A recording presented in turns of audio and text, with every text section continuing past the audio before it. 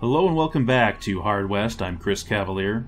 Let's finish this series off. Let's go ahead and get this thing started on Earth as it is in Hell. Let's go ahead and start this thing. We're going to be playing on hard difficulty, combat injuries, Iron Man. Let's start it. If Purgatory could be destroyed, Florence would be set free. There was just one catch. Only the dead can enter Purgatory. So, to fulfill his plan and upset the order of nature, he needed you, half living, half dead, to do his dirty work. You'd only get one shot at this. To make sure you didn't fail, you set out to find a cadre of legendary gunmen to put together the ultimate posse. Meanwhile, The Undertaker, still searching for some measure of redemption, struck a blow against the evil forces massing against humankind. The enemies that remained came together to end him once and for all. Chased, wounded, and trapped in an abandoned fort, he awaited their final offensive.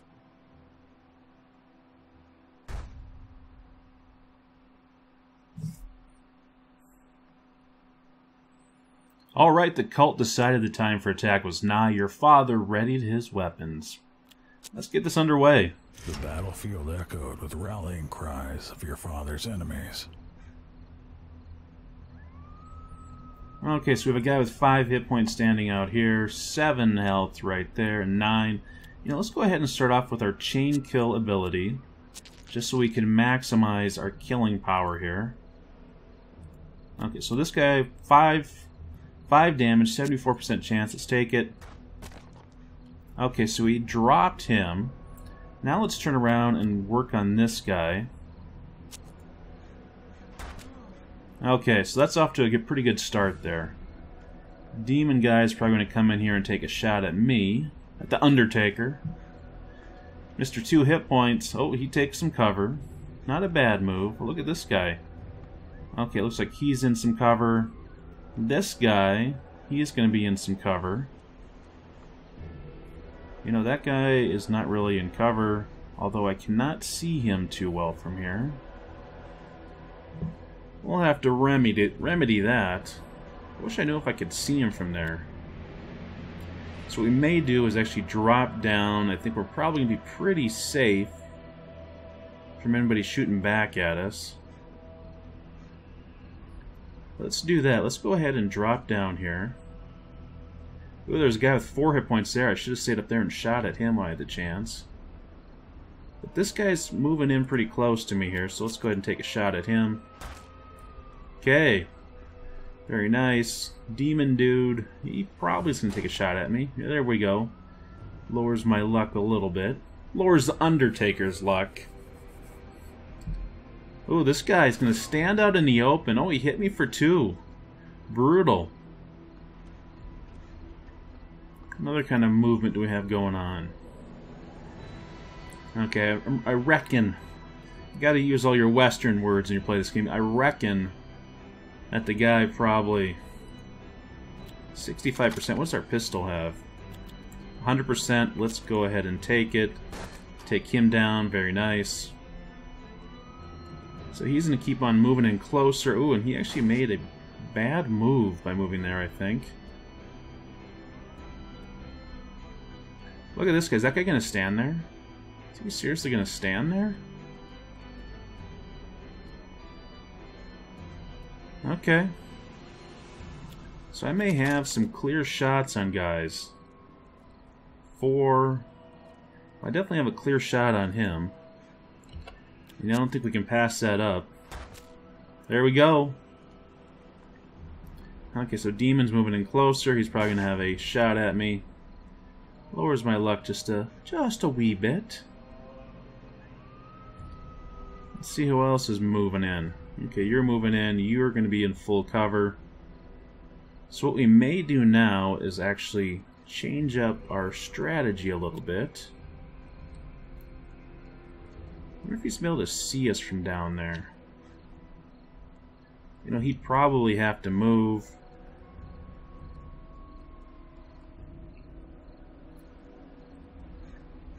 No, we can try it. So I know we may have somebody back over here. Okay, we do have some guys hanging out back here. So we're going to make sure we give them some loving as well. There we go. 3 cultists remain. So let's see, we have that guy, we have the guy over here, and there's probably one other guy that we haven't seen yet. Oh, are you seriously going to stand there? He is. You know, if he's going to do that, we may switch over to our 6-shooter. See if we can't get some fanning shots on him. 65%, 4 damage apiece. Let's take it. Alright, nice shooting Undertaker. 2 cultists remain. So I have a feeling they may be moving into the lower levels of this building. So the question is, what do we want to do? I don't think they're quite down here yet. They're probably... No, I don't see him down there. Don't quite see him. I have a feeling that there's probably somebody right there. What could I do to outmaneuver him? I could move over to here. You know, that actually gives me a fairly good defensive position. However, I'm not going to get any shots off.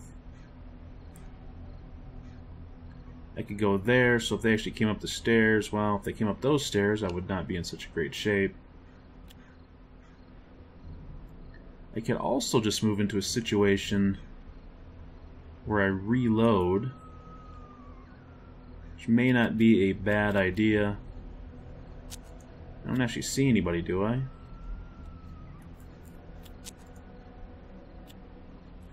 A 100% for 4 damage. Who am I shooting at? Holy cow, I just shot at a guy I can't even see. That is bizarre. That was one of the strangest things I've ever seen in the game. Okay, so I think I need to reload quickly. Alright. You know, don't want to reload again. Probably a good idea. Let's see what they do now. I wouldn't doubt if someone came up here into the crow's nest. Do I see anybody moving up on me? No. Is anybody down in here? It doesn't look like it. You know, I don't think I'm going to get too many more lucky shots from up here. It's probably time to start moving down. You know, probably go over here. Let's see if this works. I didn't realize that I could actually move down there. Okay, so he's over there. There's another guy down over there. Demon's gonna have a decent shot on me. 3 damage. You gotta be kidding me. You're a joker. Okay. 63 luck. We are just shy of our luck opportunity. But what I think I need to do here... You know, I could take out this demon, actually. There is potential. 60%, 4 damage apiece.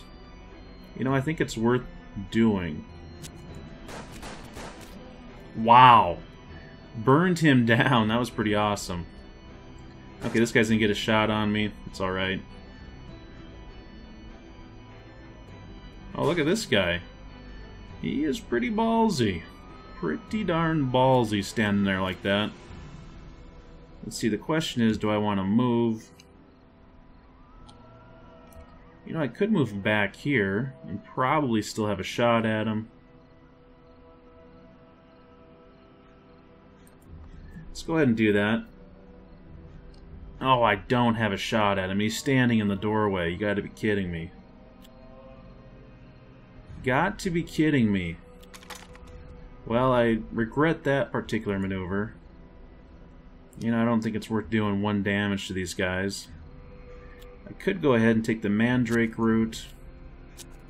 And boost my luck back up to 100. Should help me out a little bit. Okay, so that guy gets better cover. This guy's actually going to move in. Wow, that was a pretty dumb move on his part. Let's see here. 79% for 4 damage. Let's take it. Very nice. 1 cultist remains. You got to be kidding me. He's going to stand there right there? Right there? So let's go ahead and just shoot him. Okay, we're doing pretty good. The demon was reborn in a flash of burning brimstone. But there was a way to sever its connection to this world. Okay, so we need to go over here and shoot down 4 of these things. So this one is the big challenge. But what I'm thinking is he's probably over here somewhere, so what we can do... Maybe just move up to here for now. Or I could move up to here first. See what I see. I see nothing. Let's go ahead and move up to here. See, where's he at? There he is. Okay, he's taking shots at us. Where's the nearest ladder? The nearest ladder might be there, unless he goes into the building. So that means we should be able to move into here. He's not going to have a very good shot at us. We can start working on taking these things down. Can I actually hit this from here? Ooh, I can. Do I want to use my 6-shooter? Not really. Let's go ahead and use the rifle. Okay, 1. He's going for that ladder. And trying to get shots on me. Okay, let's go for the next one. Very nice. Very nice. What's he doing? Yeah, he's not playing this too smart. Not playing this too smart at all. There's number 3. Imagine he's going to try to take another shot at me. Yeah, that's okay. Let's go ahead and take a shot at this thing. Okay, so now we need to kill him off. What do we have for options for shooting at him here? So we probably have no cover that I can really get to, and also have no ammo, which is always a slight problem. So let's go ahead and reload. And let's go ahead and reload again. What can we do now? Okay. We'll take it. Let's see, we could do equalization to try to take him down. What's that require? You know, it'd be kind of an all or nothing type of thing. Let's see if we went there.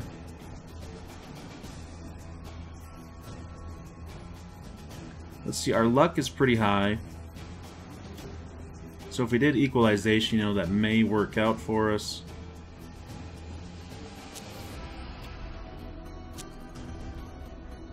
Look at this, equalization. Okay, so now... yeah, this is scary. This is very scary. You know, essentially I just need to step out here and take a shot at him.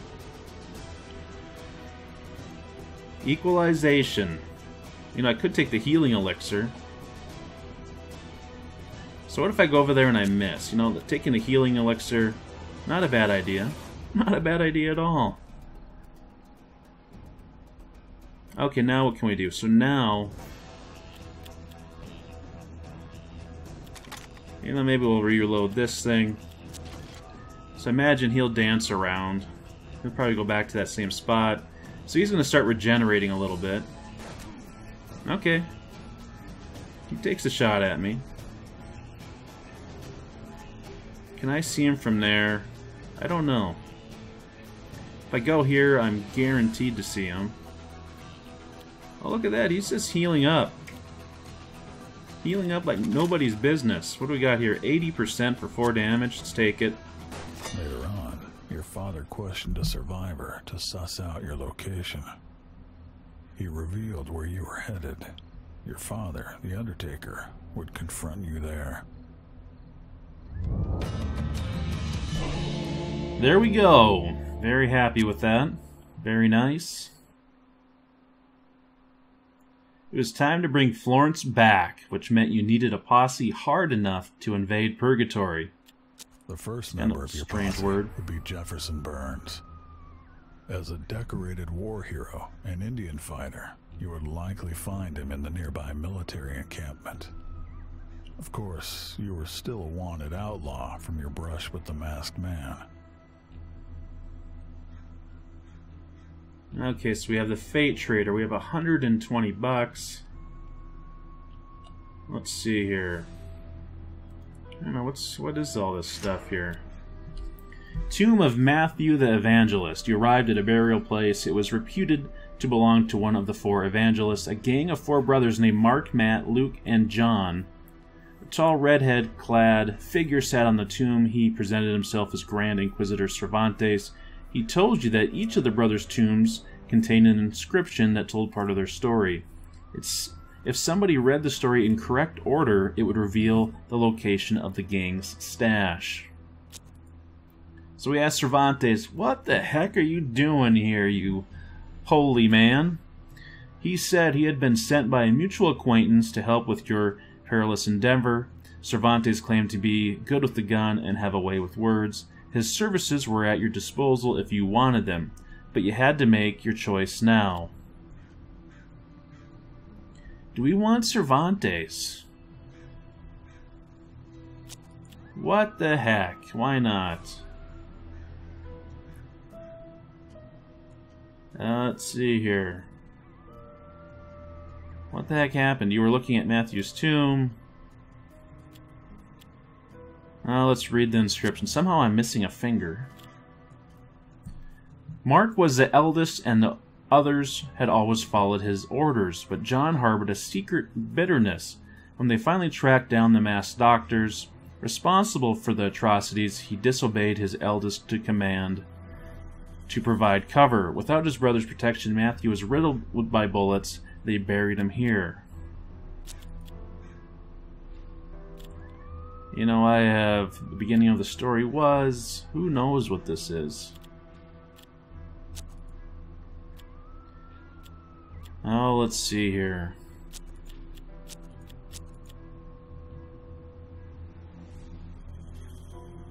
I mean, is it even worth just trying to play with this to try to get in the right order? I mean, it's... I don't know what the mathematical odds of getting it right would be, but... Yeah, I don't know. I don't know. So we're going to go ahead and move on. Let's go ahead and go into this army camp. The camp was deserted, only a couple sentries remained. Burns was nowhere to be seen. As an outlaw, approaching openly would guarantee a hostile response. You could take the men out one by one, but it would likely yield less information about where Burns was. So we could decide to kill him, or we could sneak in and eavesdrop on him. Let's go ahead and sneak up and eavesdrop. Sneaking past the guards was simple. You saw a sergeant talking with one of his subordinates and managed to eavesdrop on their conversation. It seemed Burns was leading an attack on a nearby Indian village. Yeah, let's steal some food and sneak back out. That sounds like a plan to me. So here we have a massacre site. We have Tomb, the Fate Trader. Let's go ahead and go to this massacre site. A plume of smoke visible from miles away guided you to the site of the pacification. The village was in ruins, littered with body parts. The army had not even spared the women and children. You noticed a lone, limp figure lying on a rock. It was Jefferson Burns. Cervantes spat on the remains, saying the coward must have taken his own life out of grief over the massacre. He picked up the gun lying by the body and motioned for the Inquisitor to leave. So we already had our first companion anyways. Randy Harden, a notorious gunfighter, and Henry Persons, a former Pinkerton agent.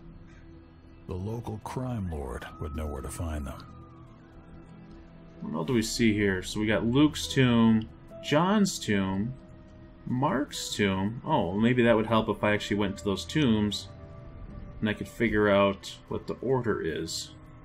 Do we want to do that, or we want to go see the Wizard of Oz here? Let's go to these tombs, see what's going on. I did not notice them before. Luke's tomb was adorned with, what is that? Caduceus. The symbol of medicine. I should know that. Okay, you were ready to read the whole story. You read the inscription. Yeah, let's read it. John drifted alone, rootless and without purpose. Finally tired of being outgunned and outnumbered, he decided he could not continue. He was on preparing to take his own miserable life when Luke returned, bent on reconciliation. He had found some leads on the masked doctors, and the time to strike was now. Okay, so John was running alone, and then Luke came and found him and told him it was time to strike. Okay. Of course, I'll forget that in about 2 seconds. Mark's tomb was almost succumbed to the elements, but the inscription was still in good condition. Let's go ahead and read the inscription. The hearse was not carrying the worldly remnants of the departed to distant soil. Instead, it contained living human parts kept alive in jars by electricity and eldritch balms.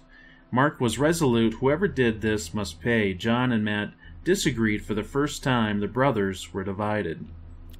So Mark wanted to go after these guys. John and Matt didn't think it was such a good idea. See, Matt was the guy that was running by himself. So now we need to figure out what the deal with Luke is. Is this Luke's tomb? No, it's John's tomb. The only mark of burial in this pile of red sandstone was the heavy inscription plate. Let's take a look.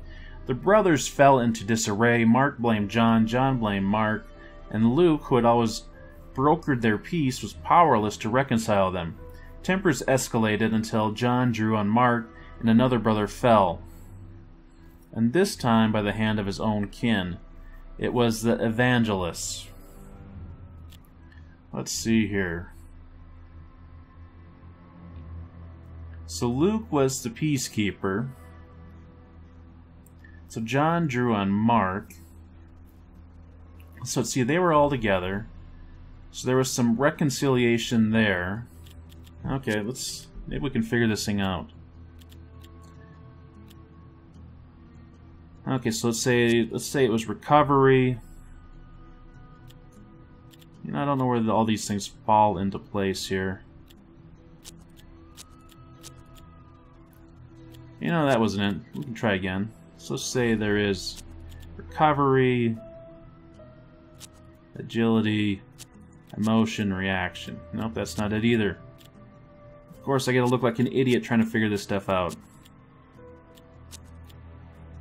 How many possibilities could there be?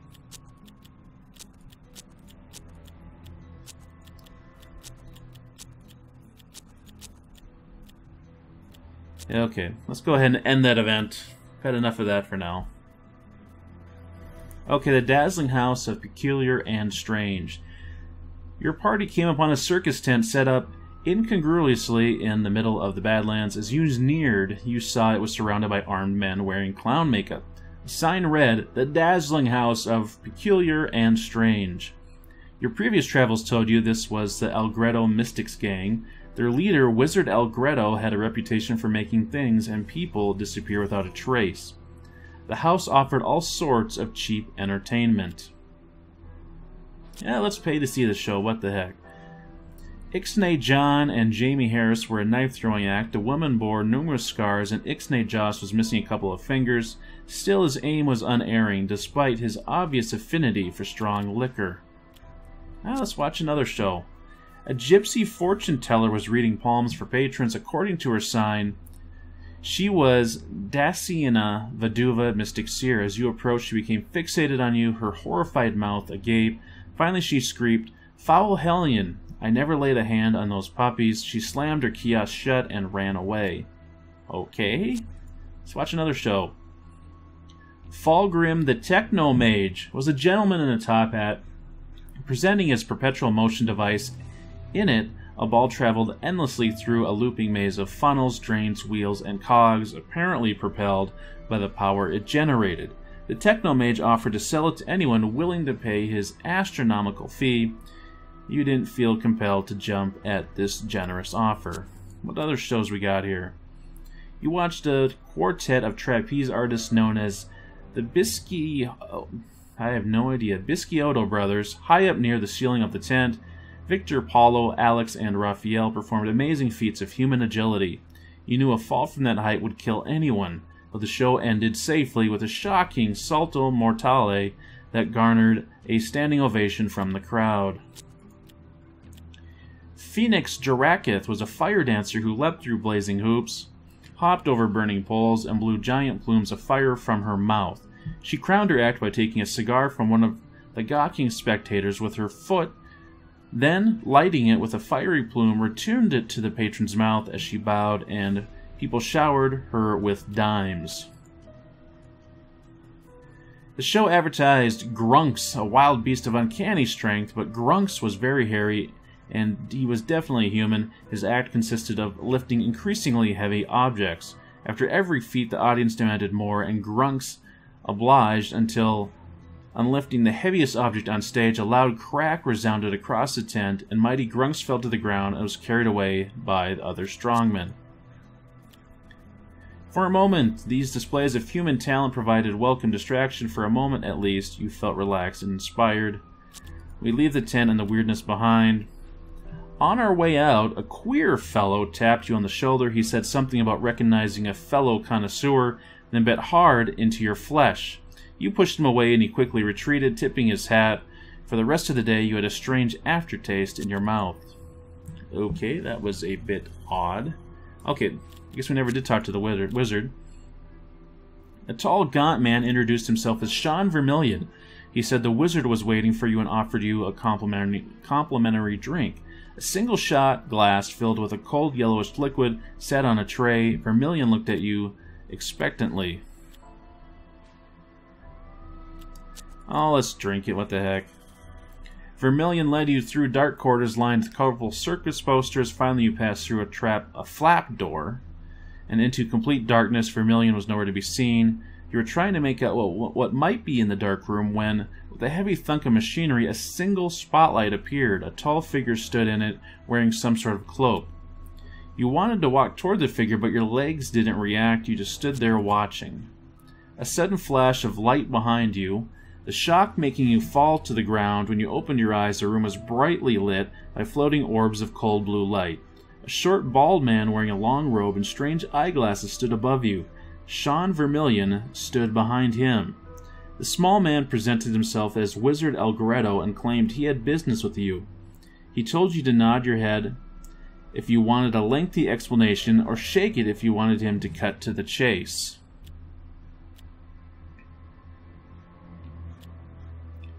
Okay, tell us a story.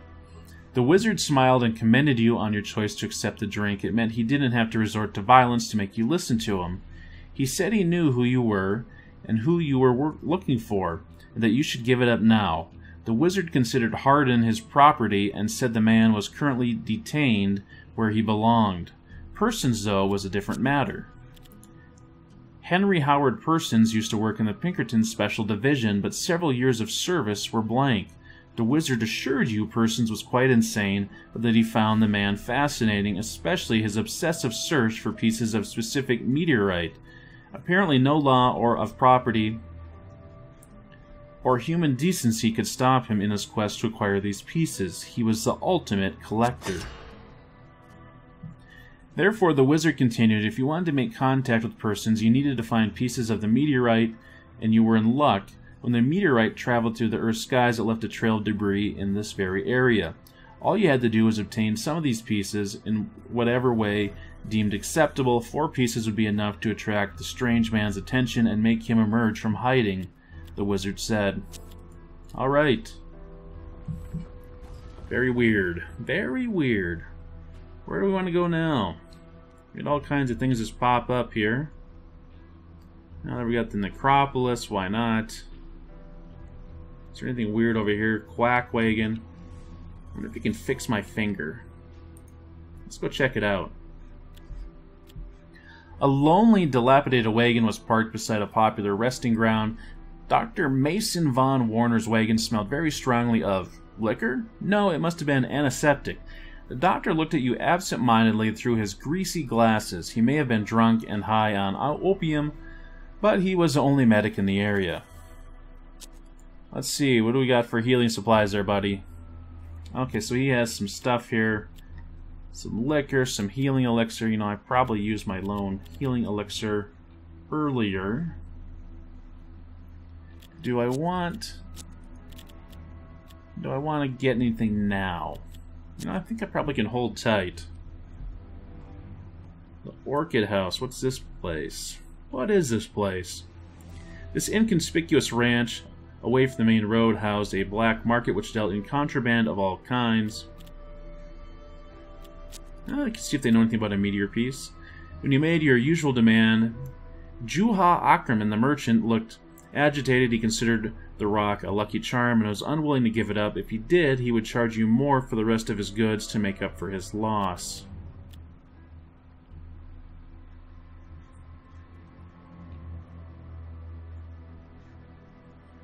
Okay, let's come back later. If I'm ready to figure that thing out. What else do we got here? We got illegal mines up there. You know, maybe let's make our way back. Let's go to the necropolis. Why not? You arrived in an area dominated by sinkholes and mud pits. It served as a graveyard of sorts. Allowing coffins to simply sink into the bog was highly economical. Your reflections were interrupted by the sight of a tall figure pacing back and forth across the necropolis. In the morning mist or the surreal landscape, he looked like an apparition. Dressed all in black and carrying a shovel, he looked as though he must be an undertaker. If the rumors about like that hunting for you were true, this man could be dangerous. You could snipe him from afar. You could try to find out his identity. The man's polite greeting turned to excitement as he realized who you were. His name was Shane Carter Holmes, and he recognized you from your hunt for the masked man. Between the coffins and funeral services, your one-man slaughterhouse routine, as he called it, had made him a pretty penny. He'd been looking for you for weeks to express his thanks. Okay, he's going to give us a bunch of stuff. Well, that's pretty cool. The piece of meteor in your hand heated up, melted, and sank into your skin. You felt empowered. But if you wanted to collect these pieces to drive persons out of hiding, you had to avoid burning them up. So I think something was cured on me, so that's fairly interesting. Let's go to the Vaquero. This had once been a thriving town. Now it reduced to a single bar, the Vaquero, run by the former mayor, Marshall Todd Mabey. It seemed liquor and tobacco were the only things that sold in this forsaken road. You entered the bar's large courtyard. Let's check it out. The bar was populated by a seedy mix of farmers, cowboys, and lowlifes. In addition to drinks, the Vaquero also offered trade. You know, it seems like there could be a comma or something in there. You could just read that through pretty fast. It's kind of funny. Let's see if we could browse the shop. You reviewed the tab list. What's this? The following barflies owed money to the bar. These couldn't be real names, could they? You So Amazing. Zim Jack James. Spin Dr. Mario. Sup or Tech Cop. Richie Chajnowski. Adam Viper Pliskin. Cthulhu Hedron. That one's kind of weird. Eric Doidle, and Satish Sharma. And I'm sure I probably mispronounced some of those. Let's see what he's got here. What do you know? He has liquor and ammo and kinds of other stuff. Ocular, that one's not too bad. We don't have a whole lot of money, though, so we're going to hold on to it for now. Let's go to the brothel. If we have no money, you go to the brothel, right? You arrived at a well-maintained farm composed of several large bungalows, all with extensive red lighting. Emma Bye-Bye's debaucherous establishment was known for its security. The place was guarded by the same woman who worked the clients. Only a fool would cross them. Okay, let's go to the main lobby. The brothel was a large complex. A gaggle of gunslingers hung around in its bar. The kitchen behind the counter led to an open courtyard. But you were forbidden from going there. You were allowed in the lobby where the women watched you with distrust while doing their best to look seductive. Emma Bye-Bye, the establishment's madam, remained in her office. Let's go back to the bar. The bar was about as busy as the private rooms, with women working both as bouncers and waitresses. You noticed some vaqueros sitting around a table. If you were picking fights, them fellows would be a heap of trouble. Apart from them, though, it was mainly old ranchers gambling and sipping their booze. Let's see, we could ask if they have anything on tap, go out to the lobby, we could leave all together, we could buy some booze. Let's buy some booze. Your generous offer met with cheering and murmurs. The vaqueros particularly appreciated the gesture and went about rehydrating themselves with tequila. Now let's ask about Randy Harden. When the girl made a face you knew hit the jackpot, she pointed to a building across the farm. Harden was there, she said, detained on orders from the wizard himself, which no one could figure since Harden had been the wizard's lieutenant for years. She pulled you in close and said she thought it was because Harden was a diseased husk of a man, no longer fit for any real job. She said if you wanted to see him, you should talk to Madame Bye-Bye. Her breath hot on your cheek, she asked whether you wanted anything else. Okay, let's see what they have on tap here. Okay, we got a few different things. Don't really care. Let's go back in here. See if we can talk to the madam. James Rusk, Emma Bye-Bye's assistant, let you through the door and followed close behind you. The room was adorned with papier-mâché decorations and china. In the center of the room, like a dare, stood a massive safe cabinet. You heard someone clear her throat and turned to see Emma Bye-Bye looking at you disapprovingly. You asked the price of Harden's freedom. Emma Bye-Bye looked at her assistant and the two started giggling, then burst out into laughter. You were tempted to shut their mouths with a gun. Seeing your consternation, Bye-Bye explained, she only did business with important people. You mentioned your role in the masked man's untimely death. The madam said that hardly compared to being a trusted ally of the wizard, the leader of a feared and respected organization. You wondered aloud whether she was confusing the word ally with henchman. She looked at you dispassionately as she lit a cigarette on a long, slender filter. She asked why you were interested in a worthless son of a motherless goat like Harden. She inquired as to whether you ran a charity for cripples and hobos.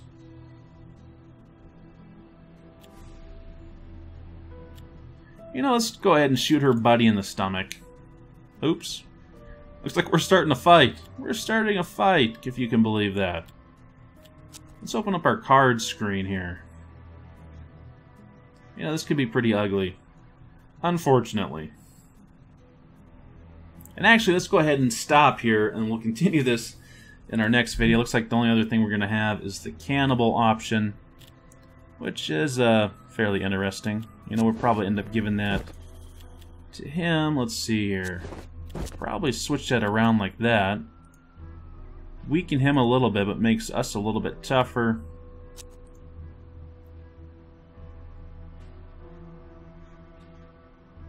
Anyways, I'll catch you in the next video. I'd like to thank you all for watching Hard West. I'm Chris Cavalier. See you next time.